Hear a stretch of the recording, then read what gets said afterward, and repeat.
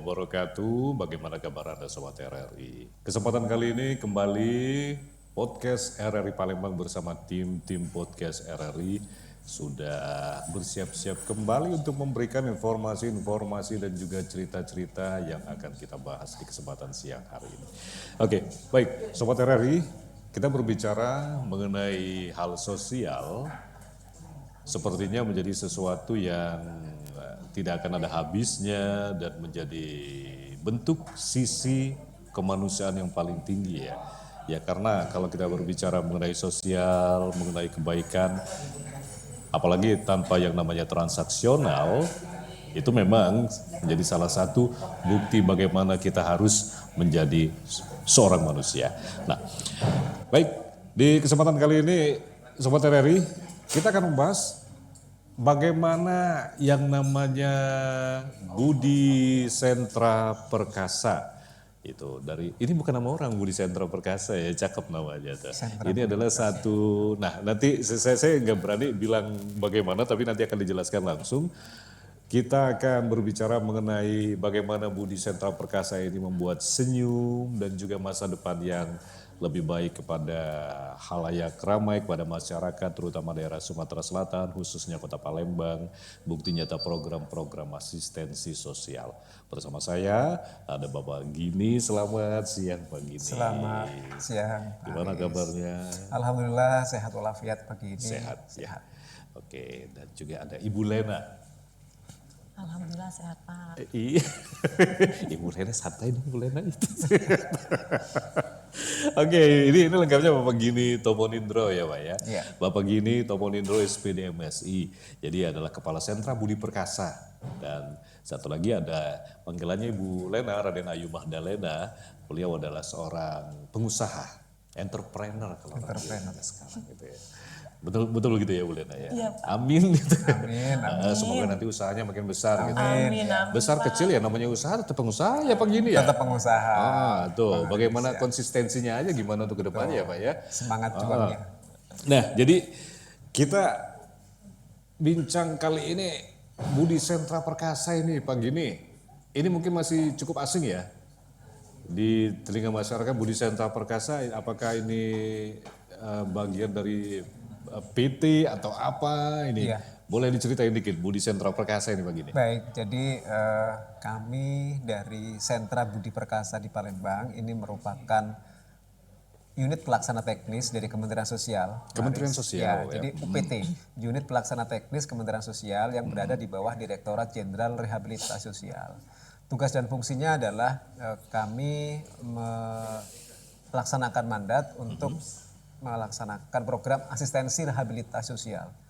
Asistensi rehabilitasi sosial untuk memberikan layanan kepada para pemerlu atensi sosial. Ada 12 pemerlu atensi sosial, mulai dari disabilitas, lansia, anak, korban nafsa HIV dan sampai kepada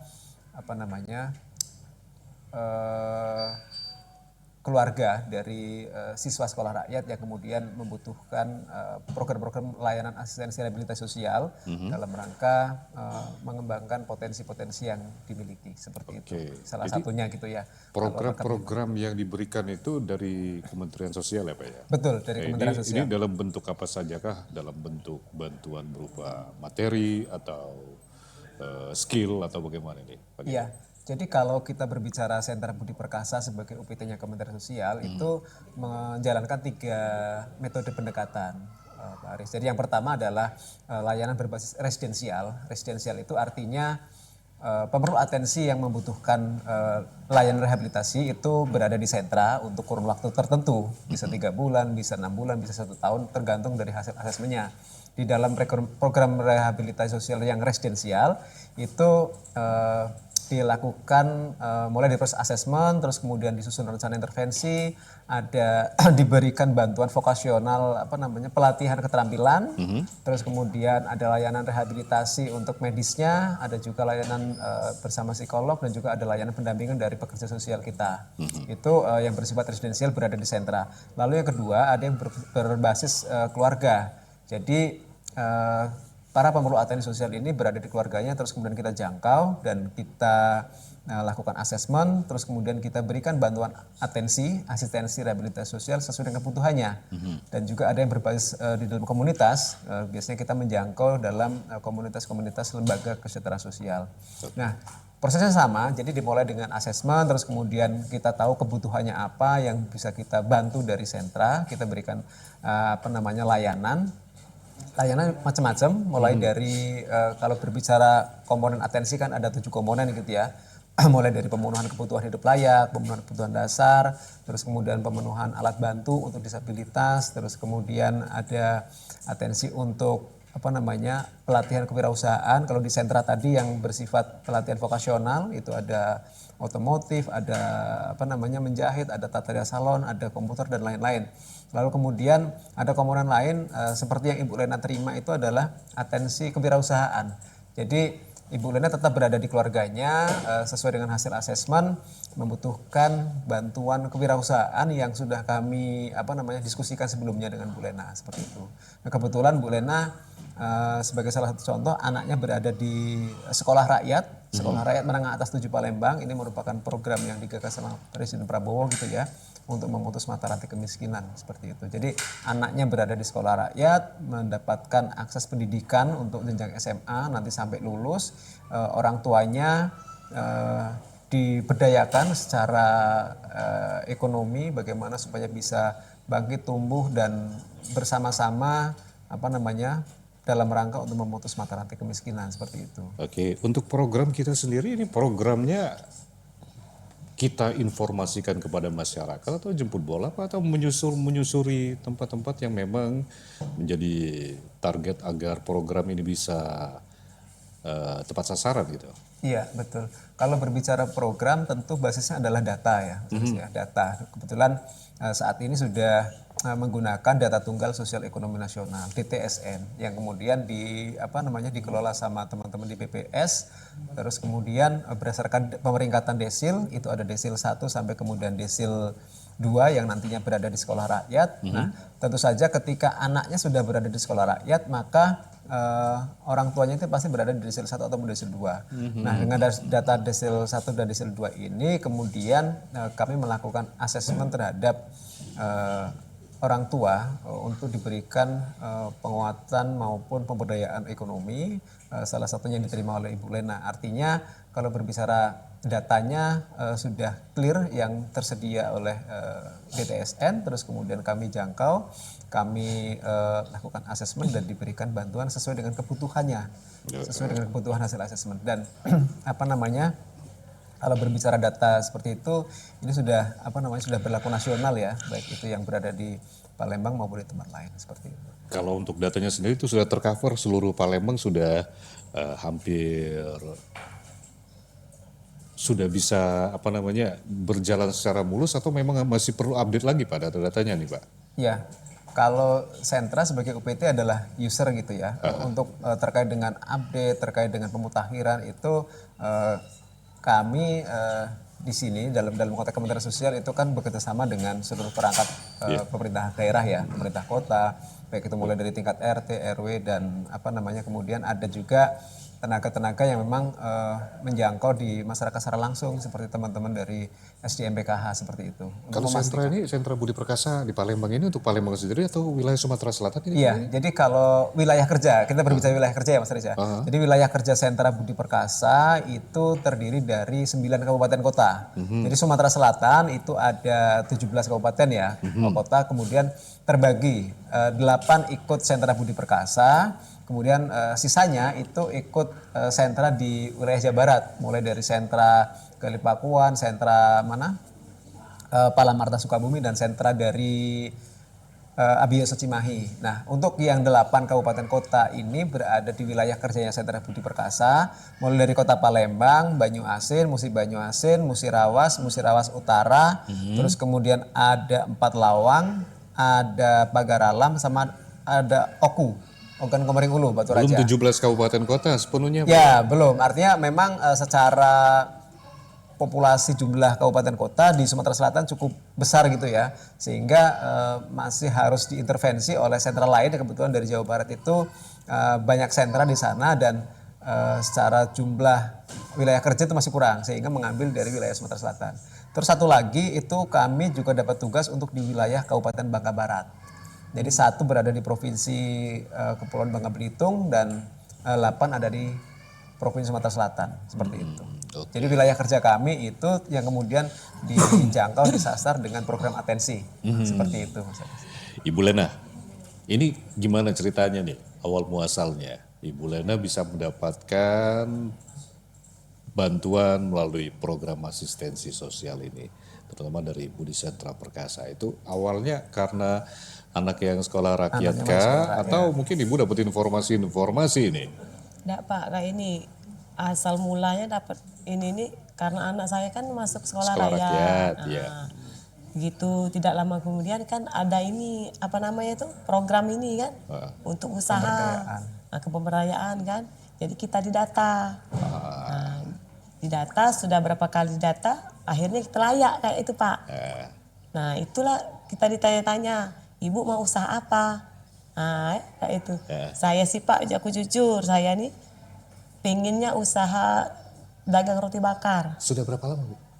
Itu berkisar mungkin baru 3 bulan Pak. 3 bulan jalan ya? 3 bulan. Dari 3 bulan itu Pak ya Pak, ada juga kendala mungkin kayak apa namanya, gulung tikar ya. Pada saat, walaupun sudah dapat bantuan waktu itu ya? Nah, Oleh karena sempat ekonomi tadi mungkin ini Pak ya.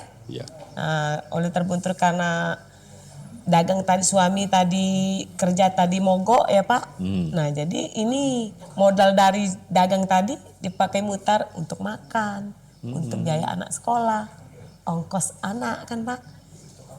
Nah dari situlah kita tuh pernah gulung tikar. Sebelum dapat bantuan dari sentra. Iya, nah sudah itu baru semenjak sudah dapat usaha roti bakar ini, alhamdulillah Bangkit lagi. kayak itu. Itu untuk bisa kelayakannya itu dari sisi mana itu ya, Pak Gini ya? Ya, jadi kalau berbicara tadi basis datanya adalah orang tua dari keluarga siswa sekolah rakyat berada di desil 1 dan 2. Lalu kemudian memang kami juga ditugaskan ini sama pimpinan sama Pak Dirjen itu untuk kemudian bisa menjangkau keluarga-keluarga siswa sekolah rakyat yang orang tuanya masih memiliki potensi untuk bisa dikembangkan usahanya dalam rangka kan filosofinya kan program ini untuk memutus mata rantai kemiskinan gitu ya. Ya mungkin secara pendapatan keluarga apabila suaminya mungkin juga sangat terbatas karena buruh harian lepas tidak menentu penghasilannya, kita coba dekati keluarga tersebut. Dari pihak istri kira-kira punya potensi apa nih yang bisa dikembangkan. Oke, ternyata- termasuk tadi Bu Lena Ya, juga Bu Lena memilih salah satunya itu, Pak saya pingin usaha jualan roti bakar gitu kan. Nah, kepikiran roti bakar dari mana? ya, Kepikiran kayak itu Pak, sering beli kayak itu ya. Jadi kepengen kan kayak kita itu ada keinginan rasa, pengen nyoba mungkin ada kemajuan kayak ini weh. Padahal sebelumnya Ibu Belum pernah menyentuh sama sekali bidang kuliner itu ya? otodidak infonya. Otodidak. Bisa kayak ini Pak ya, kita sering lihat YouTube. Sering lihat kan belajar sambil Betul. belajar Pak. Akhirnya oleh karena kita bertekad tadi, usaha tadi, yakin weh, akhirnya bisa. Kayak itu nah. Itu. Coba-coba kan weh. Alhamdulillah sampai sekarang. Membantu kan Pak. Tapi itu ada evaluasinya kan Pak?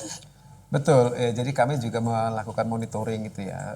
Kita cek progresnya seperti apa dan berdasarkan informasi dari Bu Lena gitu kan, ya namanya usaha itu tentu kan ada naik turunnya gitu Pak Rizya. Ada naik turunnya. Jadi ketika mungkin situasinya sedang bagus, cuaca cerah, itu banyak yang konsumen yang datang gitu ya. Ya nanti bisa diceritakan sama Bu Lena gitu. Artinya dari kami tetap ada melakukan pendampingan juga ketika mungkin dalam menjalankan usaha itu kan sangat dinamis ya, tidak mudah. Sangat dinamis dan Jadi, juga sangat riskan Pak. Ya, artinya supaya kami juga memastikan supaya usaha yang kemudian sudah dirintis sama Bu Lena itu dari aspek keberlanjutannya sangat besar seperti itu, sangat diharapkan. Jangan sampai nanti ketika sudah diberikan bantuan usaha terus kemudian ya karena satu dan lain hal terus kemudian jadi mundur. Ini kan jadi belum mencapai cita-citanya kan seperti itu ya, cita-citanya kan supaya bisa membantu perekonomian keluarga. Seperti itu. Oke.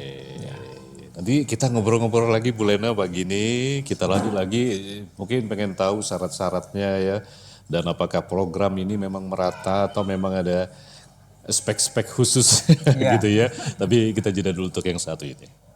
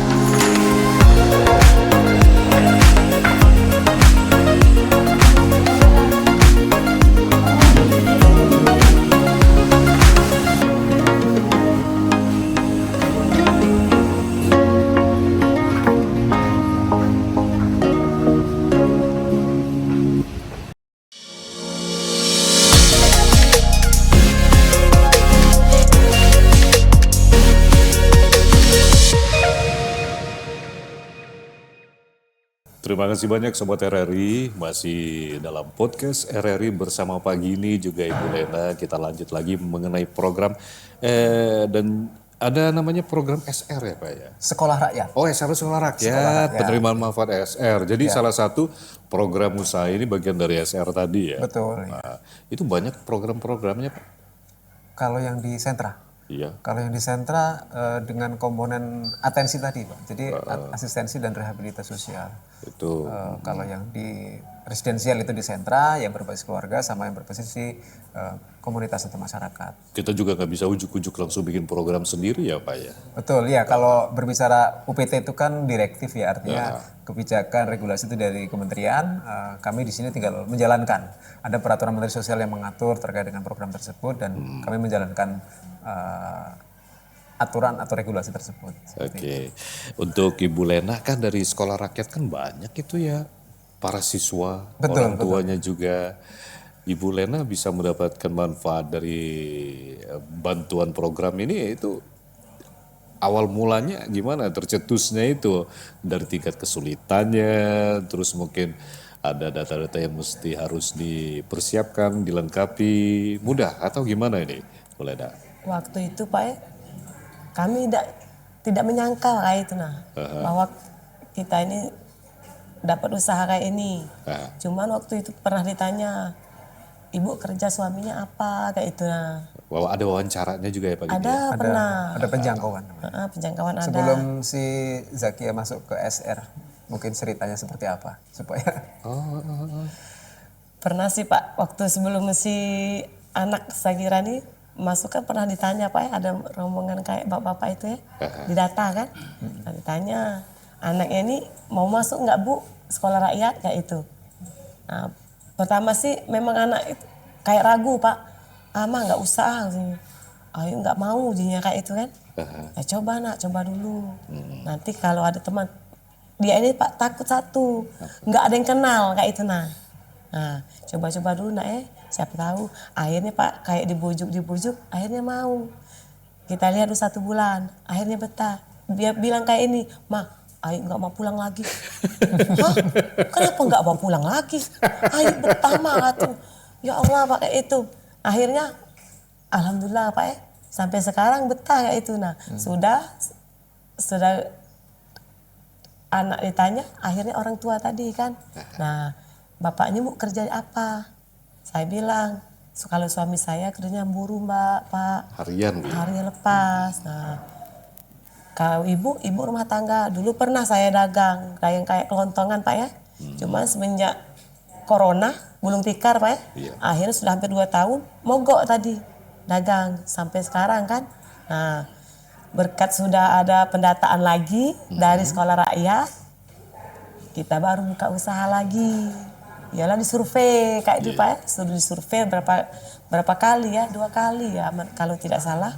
Akhirnya ditanya-tanya, ibu mau nggak usaha? Untuk siapa mbak usaha tadi kan? Kayak untuk bapak atau untuk ibu? Saya tanya, ya untuk ibu katanya. Ibu ada nggak minat kayak misalkan pengen usaha apa? Saya bilang, saya mau pak mbak mau usaha ya Itu usaha. memang ada minat Ibu ya, bukan sekedar pengen nekat-nekat Pak. aja gitu ya. Pengen dari hati tadi pengen berkembang, harus ya. usaha. Mereka punya modal ini, kita nggak punya modal. Gimana Betul. caranya Pak ya? Alhamdulillah ada rezeki Pak ya, mungkin rezeki anak kan. Karena niat tadi. Nah niat tadi akhirnya coba. Mungkin berdoa tadi, alhamdulillah ada rezeki kayak itu nah. Rezeki ya dari anak sekolah. Akhirnya datanglah tadi kita dapat bantuan dari sekolah rakyat itu untuk berdagang. Dari awal pengajuan sampai mendapat bantuan berapa lama itu? Lumayan ya Pak, sudah mungkin setengah tahun kan. Setengah tahun itu ya Pak ya. Memang ada prosesnya juga Pak ya. Iya ada proses. Jadi semenjak langsung dapat bantuan, uangnya cair, langsung gerak gitu ya. Itu dalam bentuk apa Pak? Dalam bentuk uang tunai atau? Iya, jadi kalau kita program atensi itu bekerja sama dengan PT POS untuk proses penyaluran bantuan. Jadi dari dari kami sentra melalui PT POS nanti ibu mengambil ataupun didatangi oleh PT POS atau bisa nanti kita kumpulkan di sentra, nanti petugas posnya datang ke sentra dan dibayarkan uang itu. Lalu setelah penerima manfaat mendapatkan bantuan sosial dalam bentuk uang, itu kita melakukan pendampingan Pak Aris. Pendampingan untuk dipastikan belanja.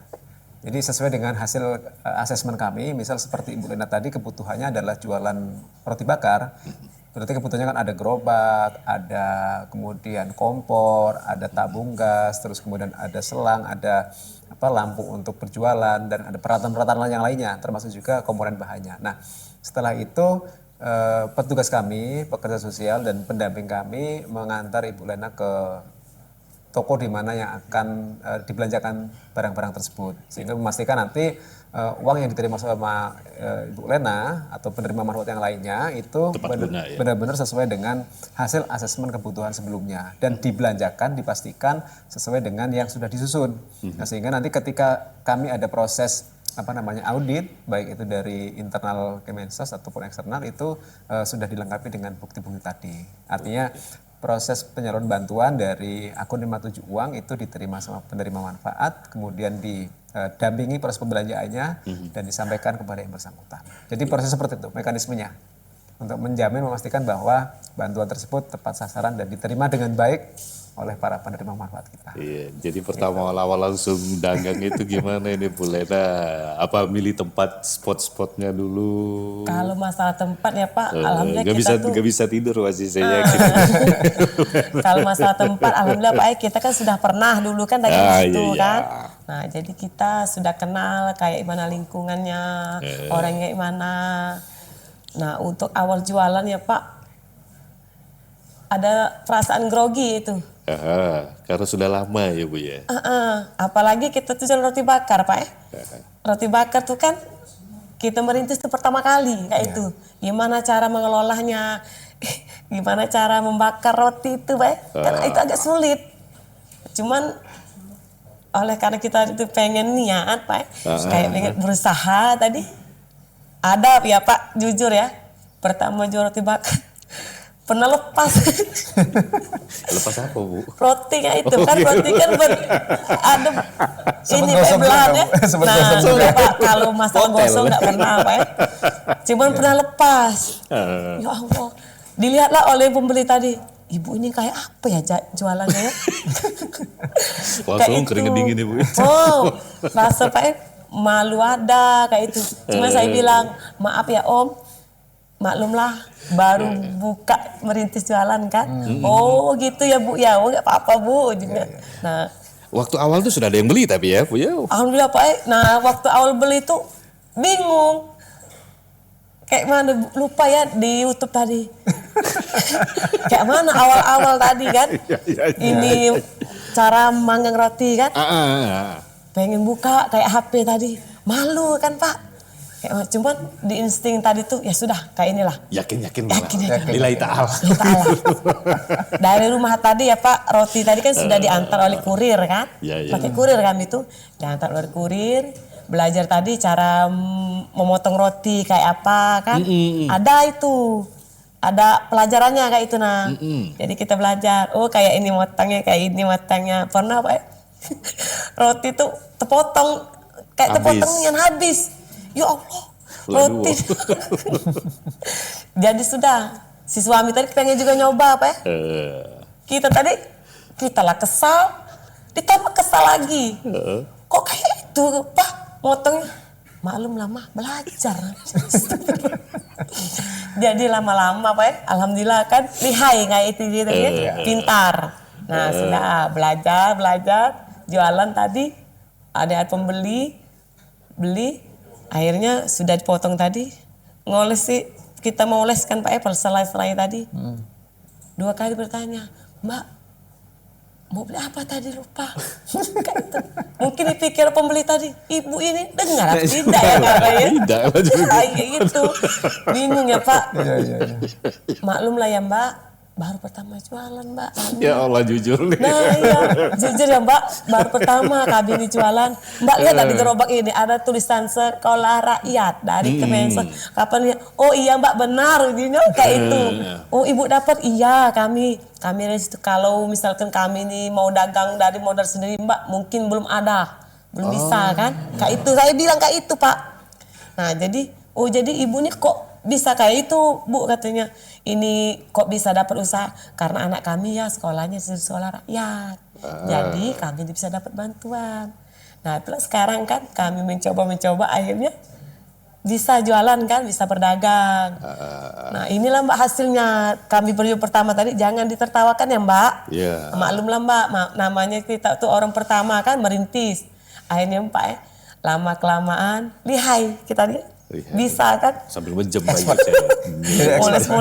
Ada Mbak Pak lucu lagi yang ini si suami kita tadi pulang kan, kepengen dia tadi belajar.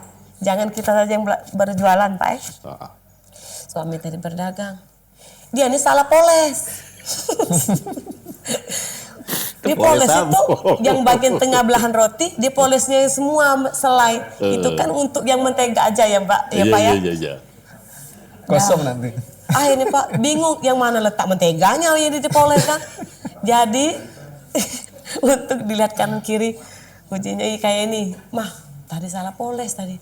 Ya apa ini poles? Bukan mentega selai kalau. Astagfirullahaladzim. Jadi lihat dari pembeli tadi, tidak katanya. Jadi kayak mana? Saya tahu. Di kanan kiri. Orang itu tadi pembeli tadi untung main HP Pak. Jadi tidak konsen ya. Tidak konsen. Jadi suami tadi dicepet, si gue moles tadi Pak langsung dipanggang. Sudah Pak, bentar lagi ya Pak. Nanti dipanggang. Jadi bingung. Untung ya pembeli tadi tidak melihat katanya. Kalau dia melihat tadi, mungkin tertawa ya Pak. Bapak ini mau jualan atau kadang sebenarnya bukan rasa takut ya pagi ini ya, tapi malu kadang-kadang. Jujur Pak, dikalahin malu. rasa malu sebenarnya nggak perlu juga malu ya Pak ya. Namanya juga awal. Namanya usaha oleh kan karena ya belajar. kita tuh baru Pak ya.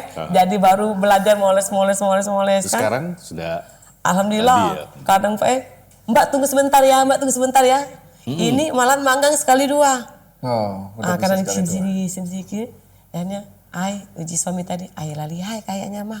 Alhamdulillah lah lihai. Kamu Pak cak mana? Alhamdulillah Mah lah lihai. Syukurlah. Jadi Pak kadang saya tinggal di rumah. Saya sengaja tinggal suami tadi berjam-jam. Kepengen dia tuh Pak belajar balik lihai juga pula. kan. Biar bisa. Pas saya datang, Mah, ngapa kamu dia datang? Aku sibuk di rumah. Akhirnya kan kita tadi itu kepengen dia tuh pengen berjualan. Jadi pagi ini untuk sekolah rakyat sendiri kan siswanya tuh banyak. Apakah semuanya mendapat bantuan atau memang hanya pilihan? Iya. Jadi kebetulan di Sekolah Rakyat Menengah Atas 7 Palembang yang lokasinya ada di sentra itu ada 97 sekarang existing anaknya. Jadi semuanya sudah kami jangkau, kami asesmen dari 97 itu. Keluarganya gitu ya, keluarga siswa sekolah rakyat tersebut. Semuanya kami berikan bantuan sesuai dengan kebutuhannya. Jadi ada yang punya potensi usaha seperti Bu Lena jualan roti bakar, kita berikan. Ada yang jualan pempek, ada yang jualan bakwan, ada yang jualan kelontong, ada yang jualan minuman dan lain-lain. Kemarin juga kami ada kegiatan bakti sosial, kami undang juga ke sini. Ada yang jualan roti, ada yang jualan cilok dan lain-lain. Semuanya sesuai dengan potensi yang dimiliki oleh masing-masing orang tua dari rakyat. Dan ada juga yang memang tidak memiliki potensi ya, dalam artian ketika kami berikan bantuan kewirausahaan, khawatir tidak berjalan sehingga kami tidak berikan itu. Tapi kami cek juga kondisi rumahnya seperti apa, apakah membutuhkan sarana kamar, mungkin tidak punya kasur, tidak punya sarana kamar yang memadai, kami juga memberikan hal tersebut. Terus kemudian kalau ada anggota keluarga yang lain ini, misal punya adik yang kemudian belum bisa masuk ke SR karena masih usia SD atau SMP, itu kami juga support dengan kebutuhan untuk sekolah si anak tersebut, misal kebutuhan perlengkapan sekolah dan lain-lain.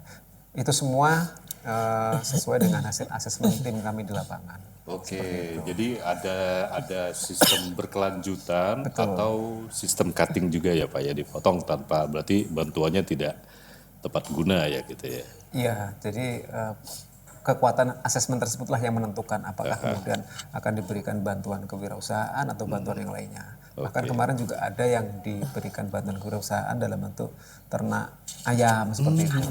Ya sesuai dengan kebutuhannya. Memang punya lahan meskipun sedikit di samping rumah itu diberikan usaha untuk ternak ayam. Seperti itu. Kayak gitu. Kita balik lagi ke Bu Lena. Ibu Lena kayaknya ada yang manggil.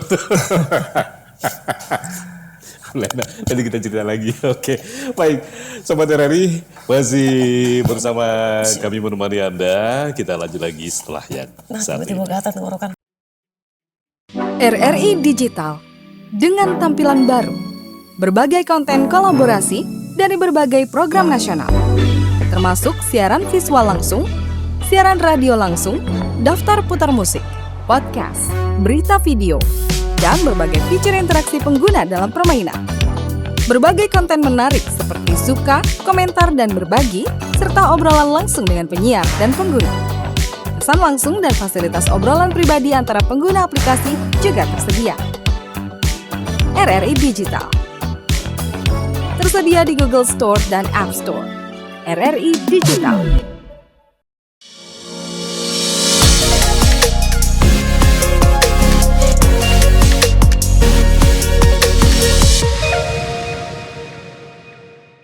Podcast RRI Palembang masih menemani Anda Sobat RRI bersama pagi ini Ibu Lena, seorang pengusaha roti bakar. Kita lanjut lagi Bu Lena. Ya, masih batuk Bu? Itu ya udah aman alhamdulillah. Jadi Bu Lena, dari apa yang sudah Ibu Lena dapatkan, bisa dikatakan sampai sejauh ini berjalan dengan lancar atau ada hal-hal yang mesti ditambah lagi nggak? Jujur ya Pak, kalau misalkan ini lancar ya Pak, pengen sih ada satu lagi mau nambah. Apa? Kayak jualan es teh jumbo itu nah Pak. Ya. Nah, sesampingan dengan roti bakar ada es teh jumbo. Oh, jadi dua usaha. Dua usaha. Nah, kalau kayak gitu boleh Pak? Ya, jadi kalau bantuan atensi itu kan per tahun itu dioptimalkan untuk 1 kali. Jadi dengan perintisan usaha tadi diharapkan si penerima bantuan itu bisa mengoptimalkan, bisa mengatur lah supaya bisa minimal bertahan terus kemudian bisa berkembang dan menambah usahanya. Kami akan sangat mengapresiasi ketika nanti dapat cerita dari Bu Lena gitu ya. Pak, usaha kami sudah nambah nih Pak. Kemarin dikasih modal untuk jualan roti bakar, sekarang kami sudah bisa nabung untuk dan bisa ngembangin jualan es teh gitu kan. Itu harapan kami seperti itu. Artinya bantuan stimulan yang kami berikan itu bisa dioptimalkan dan bisa ditambah berkembang seperti itu.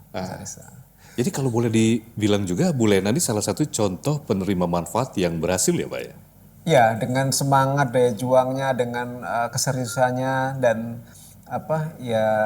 dengan suaminya juga punya komitmen untuk kemudian bisa terus berjalan. Memang kadang tidak mudah ya, namanya usaha itu Mas Aris ya. Iya, apalagi tadi cerita Ibu Iya, Lena mentok sana kan. mentok sini terus kemudian semangatnya menurun. Dan alhamdulillah nih Bu Lena, kami sangat berharap mudah-mudahan bisa terus berkembang dan bisa menambah jenis usaha yang lainnya kan seperti itu. Oke, kalau misalkan ada penambahan nih di ACC disetujui ya dari Kemensos, itu gimana Pak? Bantuannya lanjutan lagi atau ada batas-batasannya juga tuh? Ya mungkin bisa dicarikan dengan akses yang lain ya, sumber pembiayaan yang lain. Karena kan bisa juga kita menjalin kerjasama dengan dunia usaha ataupun filantropi gitu ya.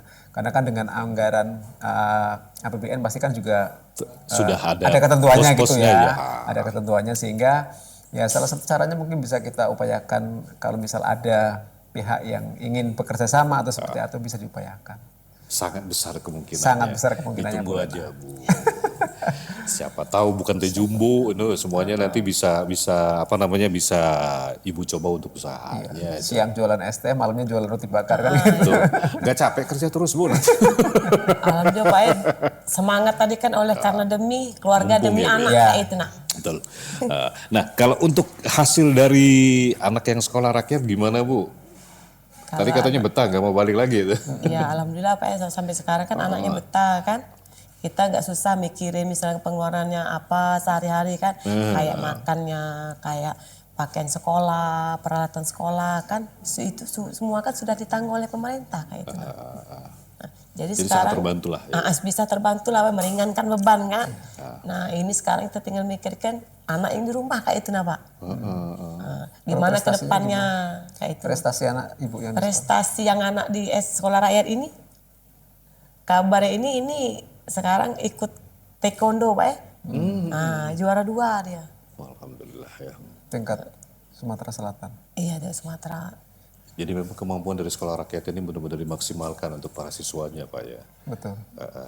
Karena bukan masalah potensi sumber daya manusianya, tapi tadi Pak ya, keterbatasan ekonomi yang membuatnya malah tidak bisa maju ya Pak. Kehilangan aksesnya atau kehilangan keterbatasan aksesnya akses untuk mengakses hal-hal yang bisa mengembangkan yang bersangkutan sebenarnya. Ya.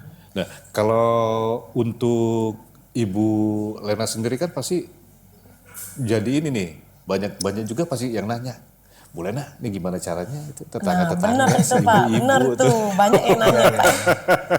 Ada kita kan namanya ibu-ibu ya Pak. Pasti.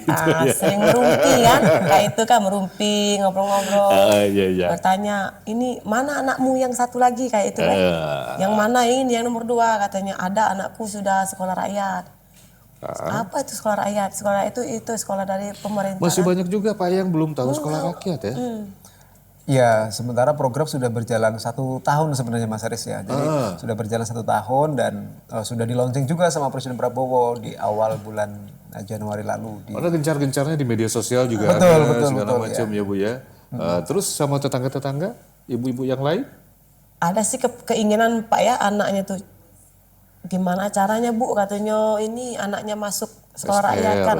Iya. Jadi saya bilang kalau saya masuk sekolah rakyat ini karena ada PKH.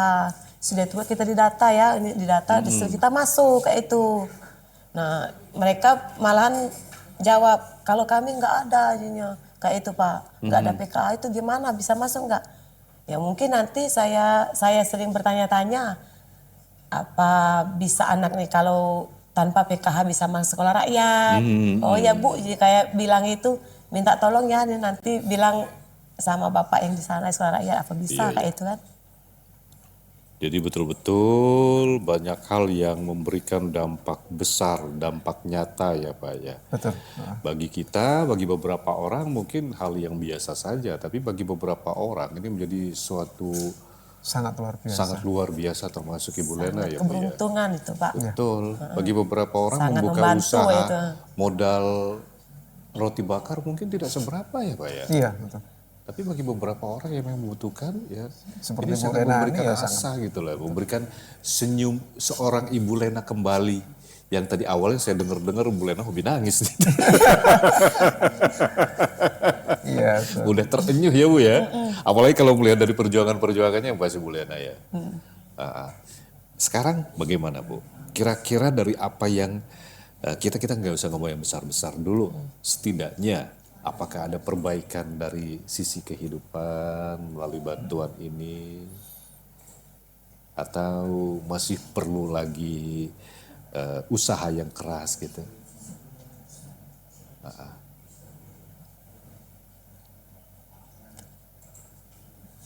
Gak apa-apa, cerita aja Bu. Jujur ya Pak, sebelum kami mendapat bantuan, kadang kita ini malu ya Pak, menceritakan isi rumah tangga kayak mana. Jangan sampai orang tahu kalau kita nih makan atau tidak kayak itu. Prinsip saya satu Pak, saya nggak mau menyusahkan orang lain. Makan atau tidak kita kumpul bersama-sama keluarga. Pernah ya Pak, suami mogok kerja 1 bulan, sudah sana sini mencari pekerjaan, nggak ada uang. Sampai-sampai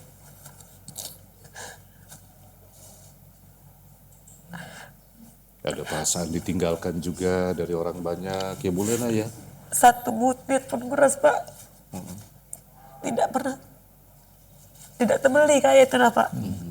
Mungkin mereka, kita kadang cerita Pak, mereka tidak percaya. Tidak mungkin kamu tidak makan. Sampai-sampai saya mengucap, demi Allah, kamu tidak pernah merasakan apa yang kami rasakan. Apalagi dengan kondisi sekarang ya Pak gini ya. Betul, ya. Jujur ya Pak, kalau mau menceritakan kayak apa, orang tua Bapak masih ada. Kami kan menumpang sama orang tua di rumah. Bapak di bawah, kami di atas. Kayak mana ya Pak? Orang tua itu tidak ada pilu kayak itu. Baik dengan anak mantu atau dengan cucu. Apa anak tadi lihat makan atau tidak usah ya Pak, kita lihat anak ya, lihat cucu ya, gimana cucu tadi makan atau tidak Pak, tidak pernah lihat. Pernah Pak, anak saya yang paling kecil sakit, cuma saya tidak pernah mengeluh, sampai saya nangis tuh pernah ditunjukkan ya Pak, nangis di balik bantal, ngeluh karena putus asa. Ya Allah, sampai kapan kami ini? Aku tidak minta banyak ya Allah, kata. Pengen anakku maju.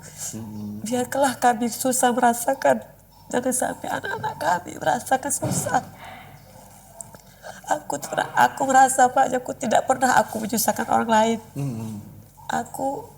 Kami tidak punya beras sebutir 1 bulan pernah Pak. Tidak pernah berasan sasi. Pernah Pak, saya berasan kan, pinjam 10.000 untuk beli beras, itu pun dapat belum sampai 1 kilo Pak ya. Sekarang kan beras 5.000, 15.000 1 kilo. Itu pun mereka bilang ada yang, gak ada katanya. Gak ada. Tadi saya mengelus dada, ya Allah, apa mungkin mereka takut tidak dikembalikan Pak. Hanya uang 10.000. Jadi adalah kayak barang-barang bekas Pak, kayak ada apa plastik dijual tadi kan, dapatlah kadang 5.000, kadang 10.000 Pak. Itu pun Pak, beras kan tidak cukup ya, kayak kita kan punya anak banyak. Jadi ada mamang gerobak jual ubi, ceritanya Pak. Ada ubi kayu kan. Jadi belilah kami ubi kayu, dapat 1 kilo Pak. 1 kilo tuh harga 7.000. Jadi saya ini pintar-pintar ngomong Pak ya. Ganyak bisa kita tuh kan. Bang, boleh gak Bang beli kurang dari 10.000? Minta tolong lah Bang kayak itu. Oh bisa deh katanya. Akhirnya dikasih, alhamdulillah ya Pak. Tadi dikasih, malahan dikasihnya lebih Pak dari 1 kilo. Jadi anak-anaknya tadi bisa makan ubi. Nangis Pak kayak itu saya.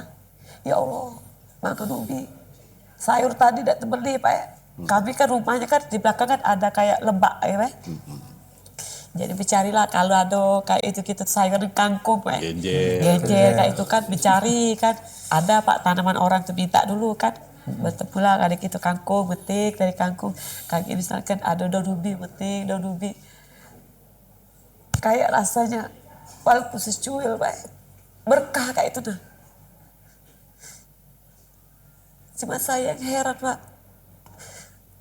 Ada orang tua, bapak kandung, ada usaha dagang. Tapi tidak membantu, Pak, kayak itu. Nah. Sampai-sampai anak saya yang masih sekolah, cowok mereka sekarang sudah lulus. Berjalan dari Pahlawan sampai ke Lubuk Siarang jalan kaki, Pak. Pulang pergi. SPP sampai tertunggak-tunggak berapa bulan. Punya dulu Pak kendaraan motor kan. Akhirnya demi anak sekolah tadi dijual motor. Untuk demi anak SPP tadi kan. Nah sampai sekarang itulah aku tuh pengen ngumpulkan uang. Pengen punya motor kayak orang lain. Dan jadi mungkin jadi cita-cita Ibu Lena juga pada saatnya nanti insya Allah pada saat menjadi orang yang sukses, orang yang besar akan berbagi juga itu, Pak. jangan Dalam sampai hati saya mengalami itu seperti yang kita alami ya. Gak pengen Pak, cukup saya merasakan Pak. Ya Allah seandainya aku bisa coba.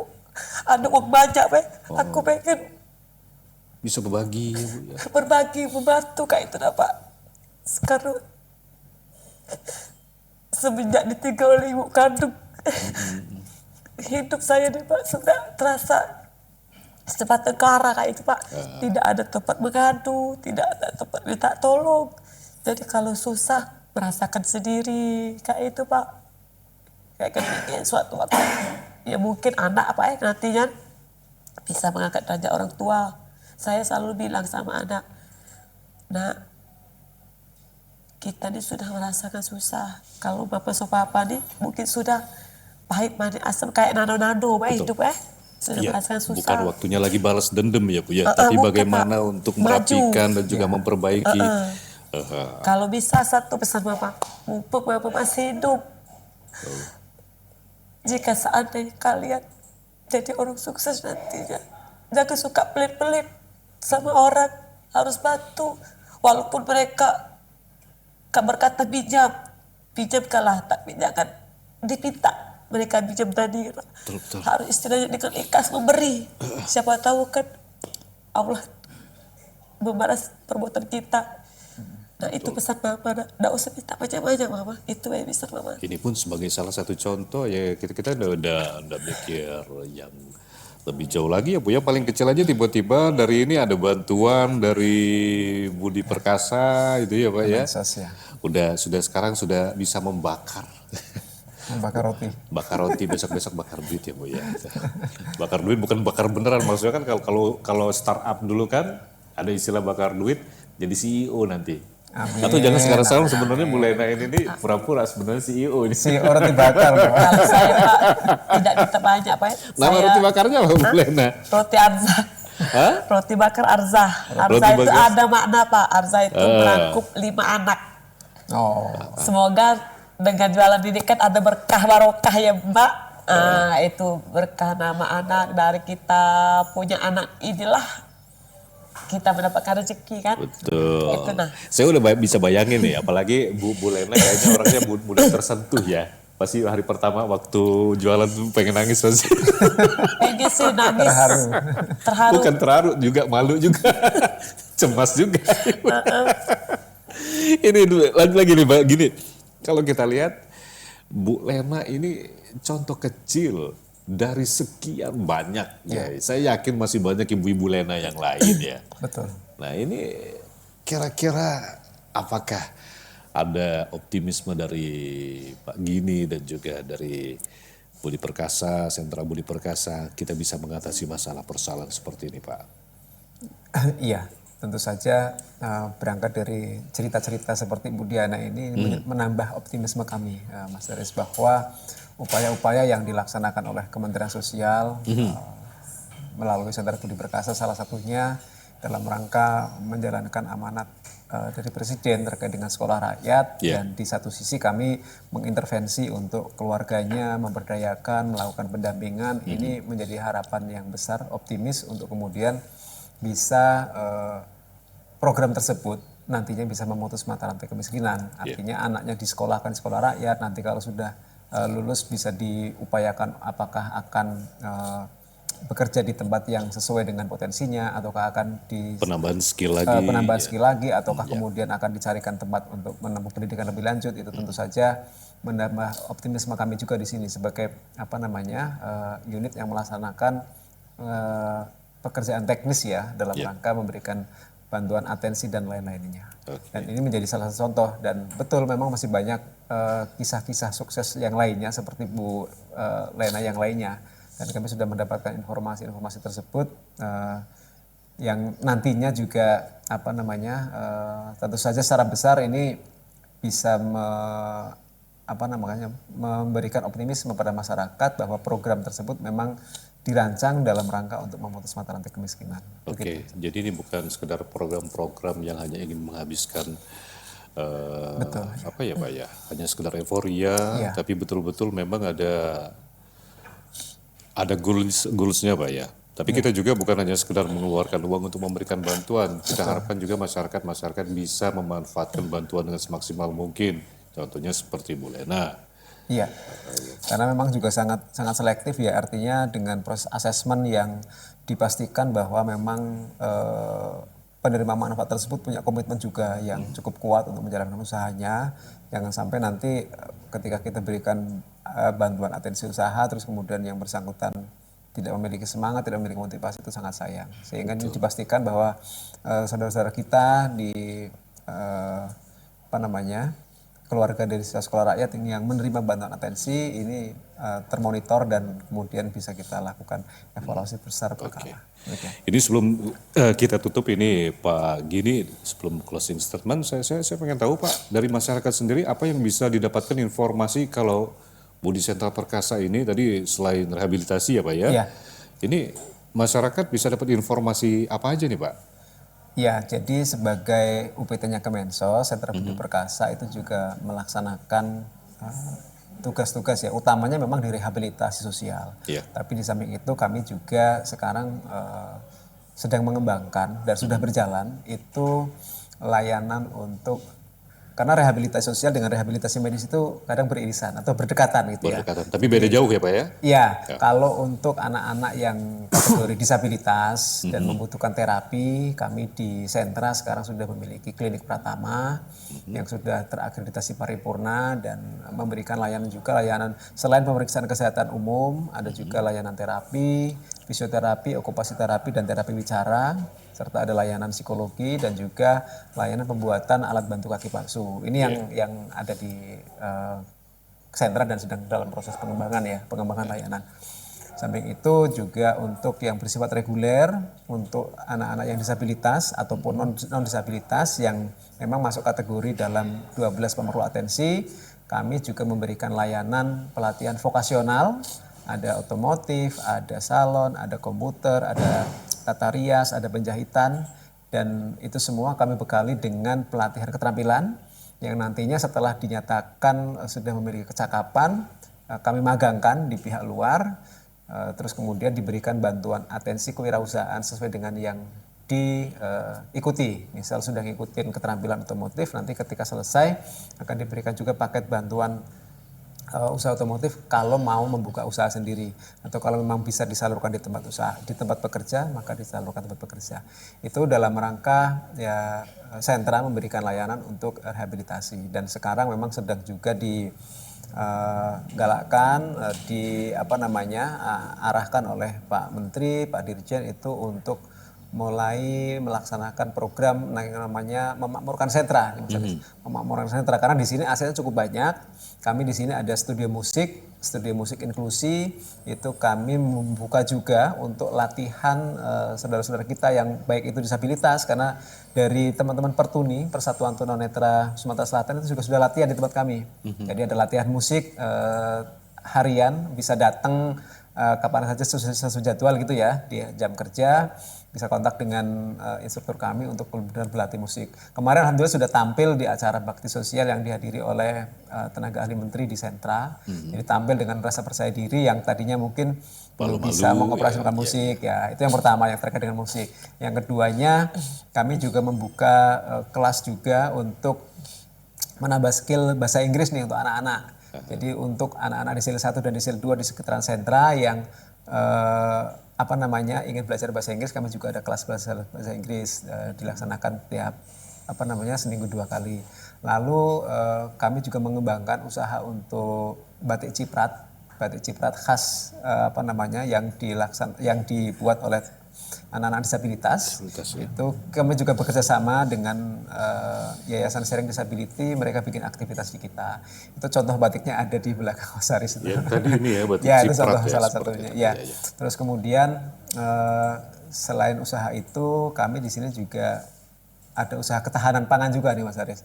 Jadi memakmurkan sentra ada usaha ketahanan pangan. Kami ada pengembang biakan untuk ayam kampung pedaging, chopper namanya, Joe Super. Terus kemudian ada budidaya ikan air tawar, ada budidaya jamur tiram. Terus kemudian ada sayuran hidroponik. Itu semua dalam rangka upaya-upaya untuk memakmurkan sentra seperti itu. Oke, jadi banyak juga. Ya, sentra sebagai itu baru sedikit saja padahal ya Pak ya. Iya, itu seperti itu. Belum lagi nanti program-program ke depan yang kita harapkan ini bisa memakmurkan warga Palembang, Sumatera Selatan. Amin. Ya. Baik, ini pagi ini Ibu Lena gak sedih lagi dong. Harus senang sekarang. Tuh, ke depan itu masih banyak yang mesti diraih lagi ya Bu ya. Masih panjang ya Pak. Iya. Dan kebersamaan kita juga sudah di penghujung acara ini. Sebelum kita tutup, apa yang ingin disampaikan? Banyak. Sebenarnya sih banyak ya Pak, kayak itu kan. Cuman sedikit aja singkat ya Pak. Apa? Pesan saya cuma satu, jangan pantang menyerah kayak itu nah. Amin. Jangan putus asa, selalu semangat. Harus tetap maju kayak itu nah. Yakinlah Allah pasti akan membantu. Ya. Intinya kalau kita baik sama orang akan mendapatkan beribu kebaikan juga. Itu aja. Itu aja Pak. Teh Jumbo? Amin. Ya jumbo-jumbo gitu ya pokoknya ya. Bapak mudah nangis kan? Iya deh, pokoknya nanti kita harapkan doa-doa kita selalu menyertai Ibu Lena ya, dan juga untuk yang penerima manfaat bisa digunakan, dimanfaatkan sebaik-baiknya pagi ini ya. Untuk pagi ini sendiri penutupnya apa nih Pak? Apa yang disampaikan Pak?